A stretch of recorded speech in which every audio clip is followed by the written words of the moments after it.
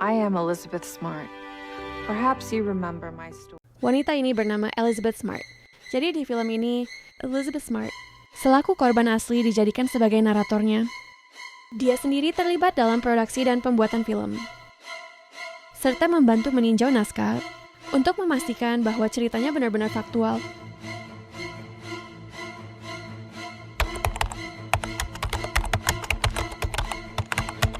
Kisah ini bermula pada tanggal 5 Juni tahun 2022. Pada malam itu, Elizabeth Smart yang masih berumur 14 tahun diculik oleh seorang pria tak dikenal. Pria itu masuk ke dalam rumahnya dan menghampiri kamar Elizabeth. Di sana, Elizabeth sedang tidur dengan adiknya yang bernama Mary Catherine. Si penculik mengancam Elizabeth dengan tajam agar dia tidak berteriak, dan perlahan pria itu pun membawanya keluar. Ternyata Mary sudah terbangun dari tadi.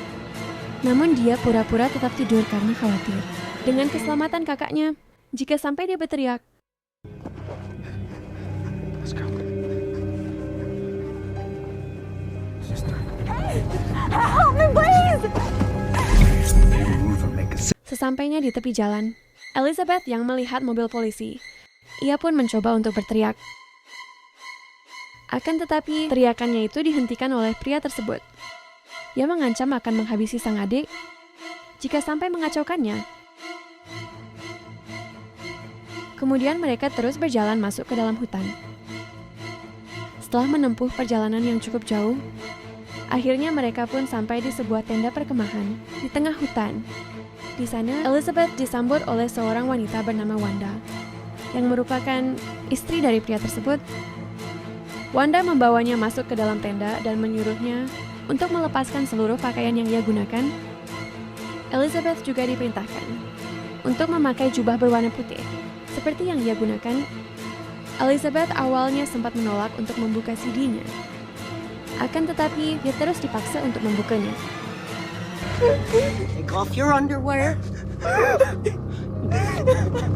For the celestial marriage.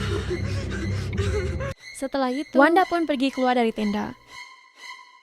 Kemudian giliran pria itu masuk dan memaksa Elizabeth untuk melayani keinginan biologisnya.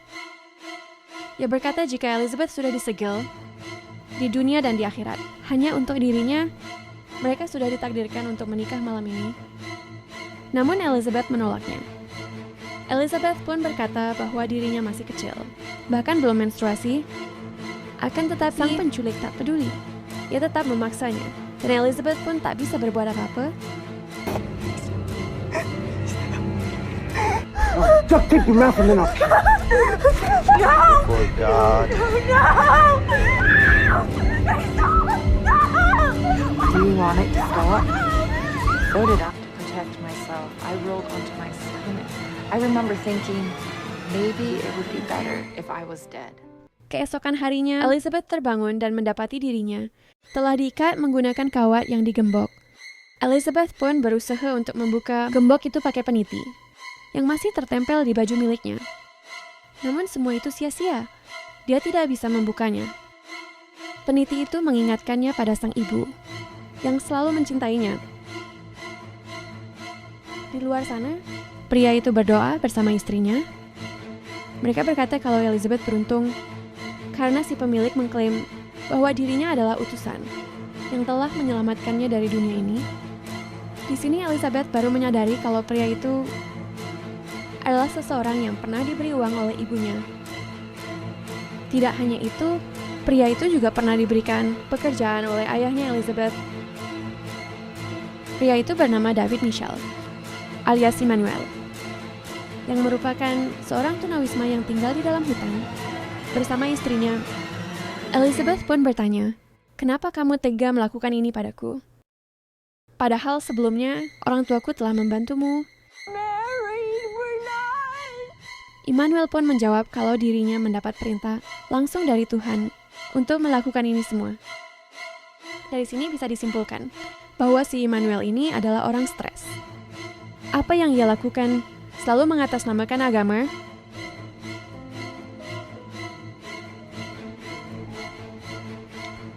Memasuki hari kedua, di malam harinya Immanuel kembali memaksa Elizabeth bercocok tanam jagung di hadapan sang istri was raped every single day, sometimes twice a day, and it was every. Lalu keesokan harinya, Elizabeth yang masih dalam keadaan terikat dan tidak menggunakan pakaian sehelai benang pun terus diberikan pemahaman yang sesat oleh Immanuel. Dengan dalil, apapun yang ia katakan berdasarkan perintah dari Tuhan. Elizabeth bingung apa yang harus ia lakukan. Ia hampir saja putus asa dan berpikir, akankah ia bisa bertemu kembali dengan keluarganya? Dia pun hanya bisa menangis, meratapi nasibnya. As horrific as you can imagine. She took so much away from me. But what he did. Memasuki hari ketiga, Elizabeth selalu teringat dengan keluarga yang sangat menyayanginya. Dia berpikir jika ia menyerah begitu saja, tentu ia tak akan bisa bertemu kembali dengan keluarganya. Akhirnya Elizabeth mencoba berpura-pura baik dan menurut. Di hadapan mereka, Wanda lalu bercerita kalau dia mendapatkan perintah dari Tuhan untuk mengabdi pada Immanuel. Dan dia juga berkata, kalau apa yang dilakukan Immanuel kepadanya bukanlah kejahatan, melainkan perintah Tuhan. Di saat makanan sudah siap, Elizabeth yang sudah sangat lapar pun langsung mengambil makanan yang ada di sana. Akan tetapi, dia malah diberi ceramah oleh Immanuel dengan mengatakan bahwa Elizabeth tidak boleh makan sebelum ia memberkatinya. Ketika sedang berdoa, terdengar suara seseorang yang sedang mencari Elizabeth. Tentu hal itu membuat Elizabeth sangat senang. Namun lagi-lagi ia diancam oleh Immanuel dengan mengatakan, jika sampai berteriak, maka aku akan membunuh seluruh anggota keluargamu. Elizabeth! If anyone steps foot in this camp, I will kill them. I'll take that knife and slit his throat open.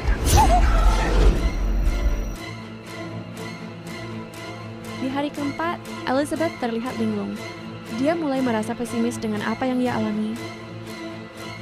Tiba-tiba terdengar suara helikopter. Polisi yang sedang mencarinya. Dengan refleks, dia berteriak dan melambaikan tangan ke atas. Immanuel yang panik pun langsung membekap dan membawanya masuk ke dalam tenda.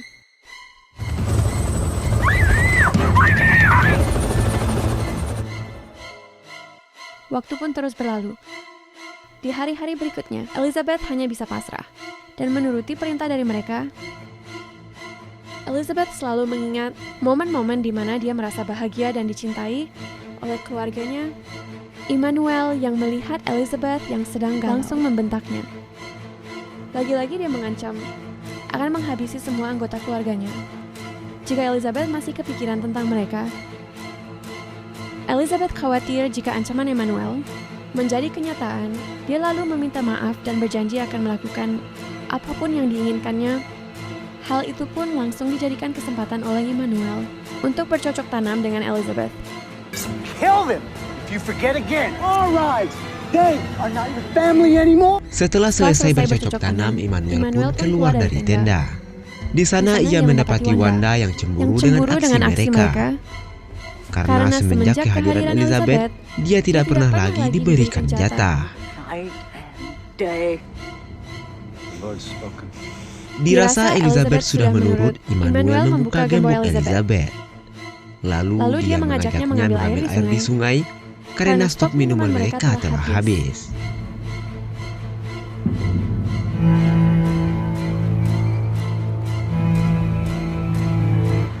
Setelah menempuh perjalanan yang cukup jauh, akhirnya sampailah mereka di sungai. Namun karena ia kelelahan di jalan, ditambah lagi belum makan seharian, ia pun mengurungkan niatnya. I didn't have the energy. Immanuel lalu pergi ke kota untuk mencari persediaan makanan. Sementara mereka berdua ditinggal di tenda. Beberapa waktu kemudian, Immanuel pun datang dengan membawa beberapa bekal, makanan, dan membawa selebaran tentang hilangnya Elizabeth. In the rain. Every lamppost posters of her absence. Immanuel juga membawa beberapa botol miras dan memaksa Elizabeth agar mau meminumnya. Nggak ada pilihan lain, karena diancam tidak akan diberi makan. Elizabeth pun terpaksa meminumnya.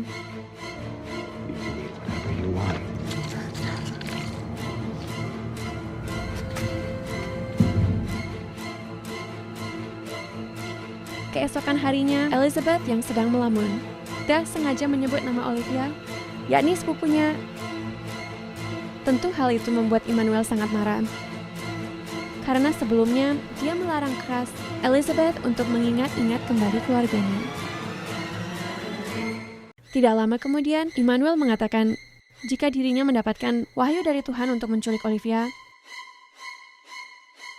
Dia berkata, akan menjadikan Olivia sebagai istri ketiganya. I have another divine proclamation. The Lord has commanded me, go.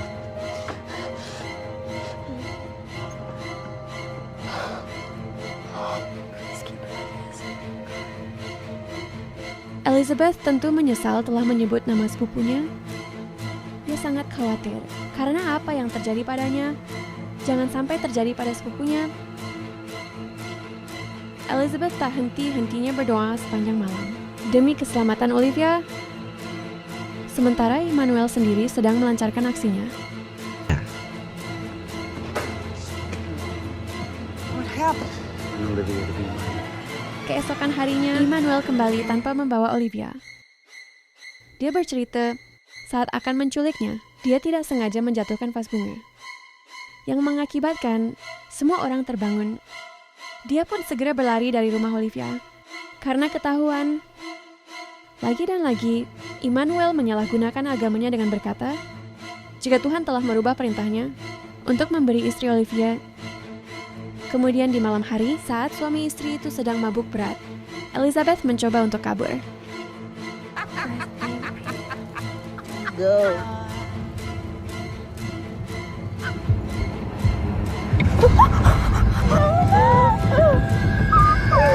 Namun aksinya itu diketahui oleh Immanuel dan langsung membawanya ke tenda untuk digenjot kembali.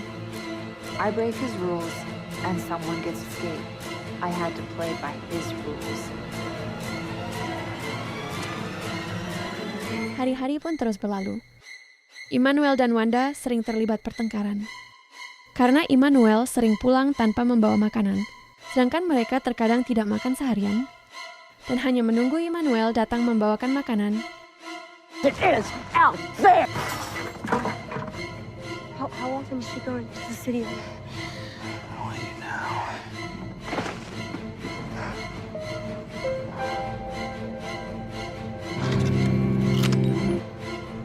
Karena tidak memiliki makanan, mereka bertiga pun memutuskan untuk pergi ke kota. Di sini sebenarnya Elizabeth memiliki kesempatan untuk kabur. Namun ia tak berani, karena terlalu takut dengan ancaman Immanuel. Kill me!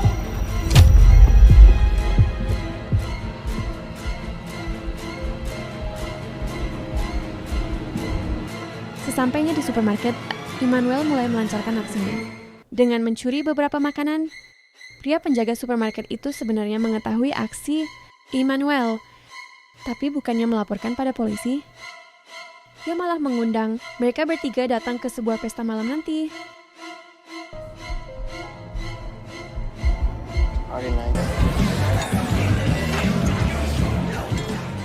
Saat berada di dalam pesta, seorang wanita melihat Elizabeth.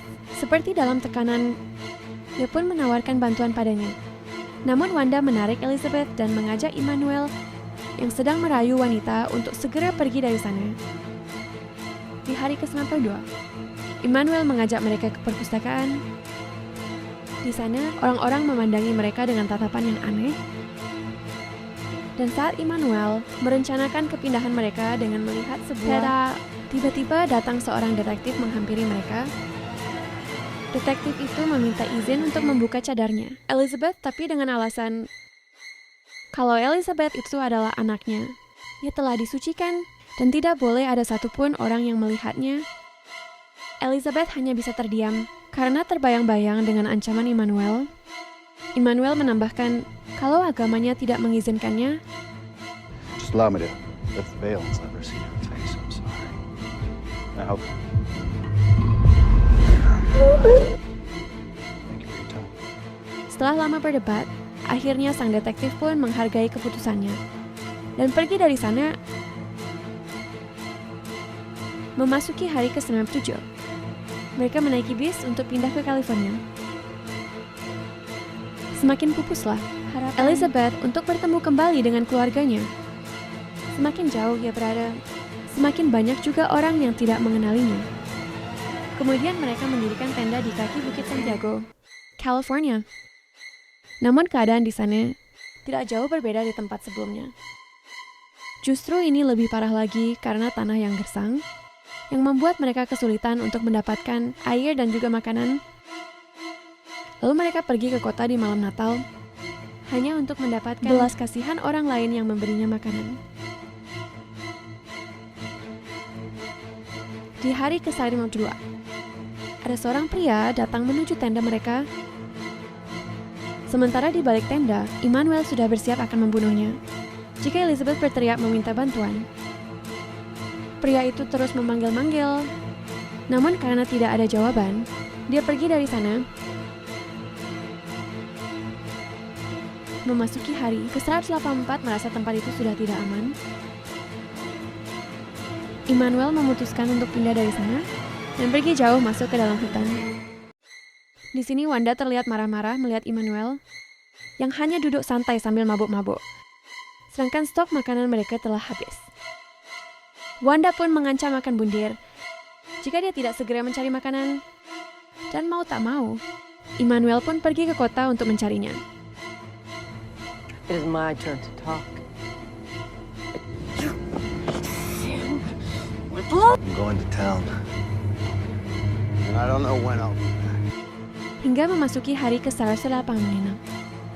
Mereka berdua belum makan, sedangkan Immanuel sendiri juga belum kembali dari kota. Di hari ke-191, dan sudah 1 minggu lamanya, Immanuel meninggalkan mereka. Tidak hanya makanan yang habis, kini minuman pun sudah tidak ada yang tersisa. Keadaan ini hampir saja membuat mereka berdua mati, kelaparan bahkan. Elizabeth mengubur dalam-dalam harapan untuk bisa kembali dengan keluarganya. Namun lagi-lagi ingatan tentang keluarganya, canda tawa kehangatan, dan kasih sayang dari mereka yang sangat mencintai Elizabeth, itu semualah yang tetap menguatkan Elizabeth sampai saat ini.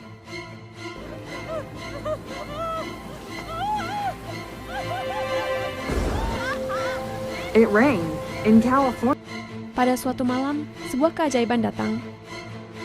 Saat itu hujan turun dengan sangat deras. Tentu hal itu membuat mereka sangat senang.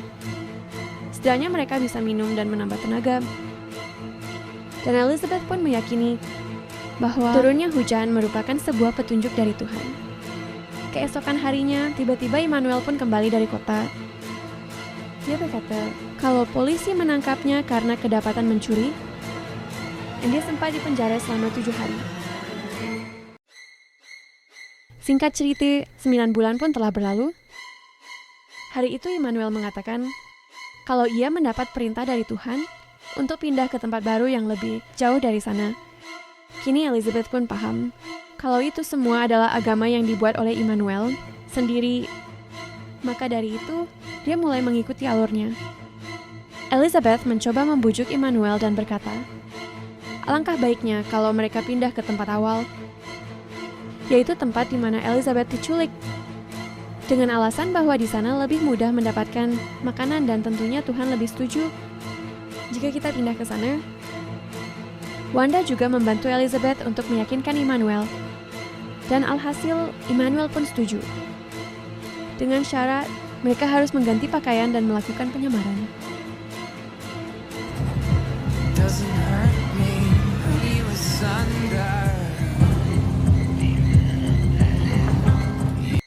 Mereka mulai melakukan perjalanan dengan cara menumpang dari mobil satu ke mobil lainnya.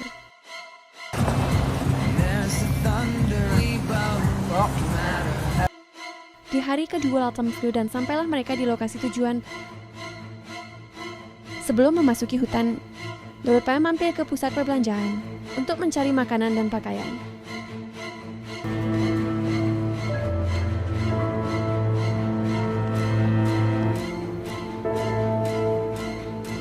Di sana Elizabeth melihat sebuah poster yang memberitakan tentang anak-anak yang hilang. Namun dia tidak melihat poster yang memasang gambarnya.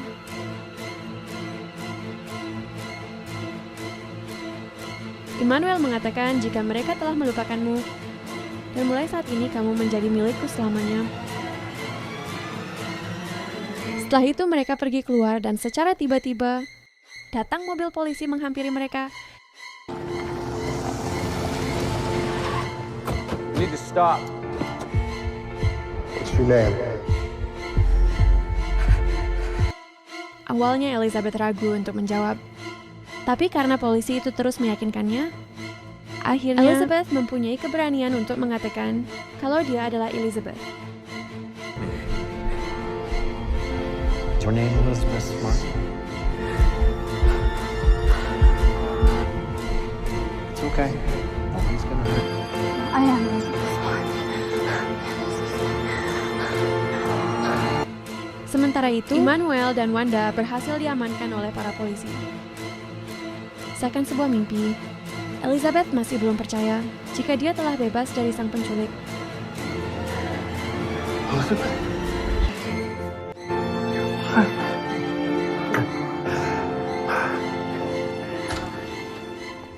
Tidak lama kemudian, sang ayah dan ibu datang menemuinya di kantor polisi. Akhirnya Elizabeth bisa berkumpul kembali dengan keluarganya. Trauma yang dialami Elizabeth terkadang menghantuinya.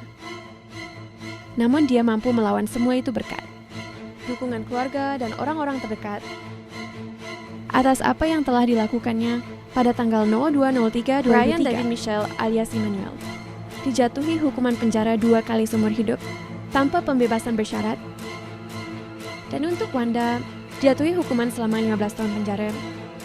Someone who has been through hell. That Kini Elizabeth melanjutkan hidup dengan menjadi aktivis dan kontributor di sebuah acara televisi ternama di Amerika. Dan pada tahun 2011, Elizabeth mendirikan sebuah yayasan yang diberi nama Elizabeth Smart Foundation. Pada tahun 2012, Elizabeth menikah dengan seorang pria bernama Matthew, penduduk asli Skotlandia. Dan kini dia telah dikaruniai 3 orang anak. Dan sekian video kali ini, semoga bisa diambil sebagai pelajaran. Jaga terus kesehatanmu. Sampai jumpa di video selanjutnya. Dan wassalamualaikum warahmatullahi wabarakatuh. I am Elizabeth Smart. Perhaps you remember my story.